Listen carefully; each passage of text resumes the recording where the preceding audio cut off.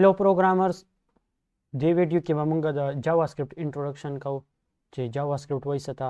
نو ټول نه اول چې JavaScript is high level object oriented multi paradigm scripting language. JavaScript چې دا یو ملټي پرپس لینګویج ده او د دې څه خصوصیات دي لکه په دې ډیفینیشن کې چې اولنی ذکر شوی دی هغه دی های لیول لینګویج. های لیول لینګویج هغه لینګویجز دي کوم چې موستلی یوز کیږي لکه JavaScript, Python, C++. دا لینګویجز چې څونه دي دا ټول های لیول لینګویج دي. مطلب چې کوم پروګرامرز دي د هغو لپاره اساني او میموري منیجمنټ یا دغه شان ایډرس ایلوکیشن دا وغیره چې دا په خپله منیج کیږي د لینګویج کې دننه او پروګرامرز د هغې څه هیډک پروګرامر ته نه وي. ورپسې دی آبجیکټ اورینټډ. JavaScript چې دا آبجیکټ اورینټډ د مطلب آبجیکټ بیسډ کلاس بیسډ کوم ډیولپمنټ چې دی هغه پکې کیږي. آبجیکټ اورینټډ به دا وروسته هم په ډیټیل کې ډسکس کوو ګورو به هم، خو آبجیکټ اورینټډ سمپل کم دا خبره د کمپلیکس پروجیکټس چې سمپل پروجیکټس پکې هم کیږي خو کمپلیکس پروجیکټس چې په هغې کې بیا ډېر مدد کوي. د هغې نه پس ملټي پیراډایم مطلب دا چې پروسیجرل آبجیکټ اورینټډ ډفرنٹ سټایل آف کوډز دي، ډفرنٹ کوډینګ سټایلز کیدای شي د JavaScript. بیا پسې د سکرپټینګ لینګویج. سکرپټینګ لینګویج نه مطلب دا چې دا ټرانسلیټ کیږي آن دی فلای، مطلب څنګه چې کوډ ولیکې او رن کړې نو دا ډایرکټ ټرانسلیټ کیږي، د کمپایلیشن ته څه ضرورت نه وي.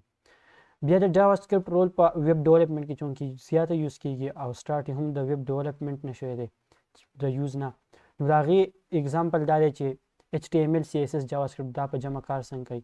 HTML ته موږ کنسیډر کولی شو ایز ا ناون، مطلب دا چې دا د یو شیز ناون دا ډیفینیشن کوي، د هغې سټرکچر ډیفاین کوي چې دا به څنګه وي.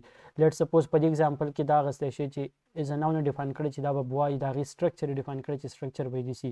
بیا CSS کوم لینګویج چې ورته ایډ کېږي هغه ایز ایجکټیو کار کوي، مطلب دا دې ته کلر به څنګه ایډ کېږي لکه د ټي شرټ کلر یې دی ریډ، دغه شانتې دا کوم هیر کلر چې دی براون، دا پراپرټیز چې کوم دی ایجکټیوز باندې ترو باندې ورته ایډ کېږي.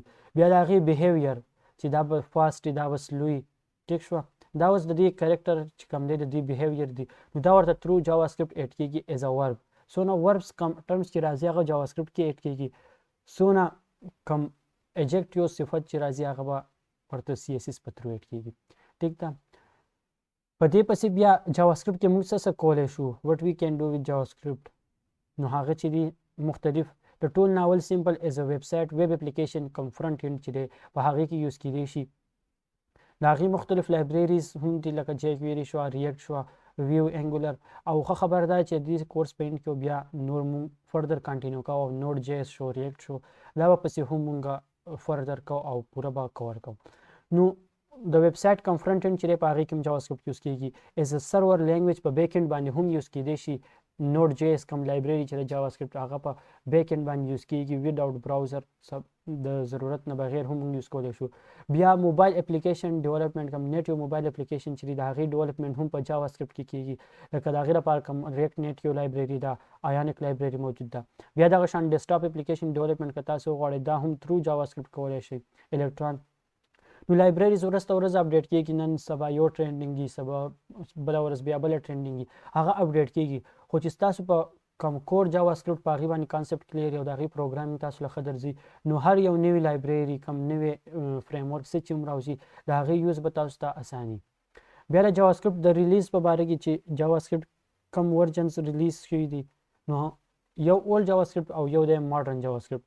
تر د ES5 پورې د کوم 2019 کې چې کوم ورجن ریلیز شوی ECMAScript، د ES مطلب دی ECMAScript، ES5 یا ES 2009 چې کوم د هغه ورجن پورې دا اولډ JavaScript دغه کېږي. بیا میجر اپډیټ چې راغلی د JavaScript په 2015 کې ES 2015 ورته هم ویلی شي یا ES6 ورته هم وایي، په هغې کې بیا کوم ایډوانس JavaScript یا ماډرن JavaScript چې د هغې نه دغه کېږي چې ډېر اپریټرز او ډېر کم نوي نوي دغه چې دي ایډ کړي فنکشنالټیز او پروګرامینګ کې ډېر هیلپ کوي. نو دا وروسته مخکې چې زه په دې کورس کې هغه به ګورو په ES5 کم کانسپټس چې او بیا د ES6 او د هغې نه په وړاندې چې کم کانسپټس دي، نو هغه ټول به موږ په دې کورس کې کور کوو.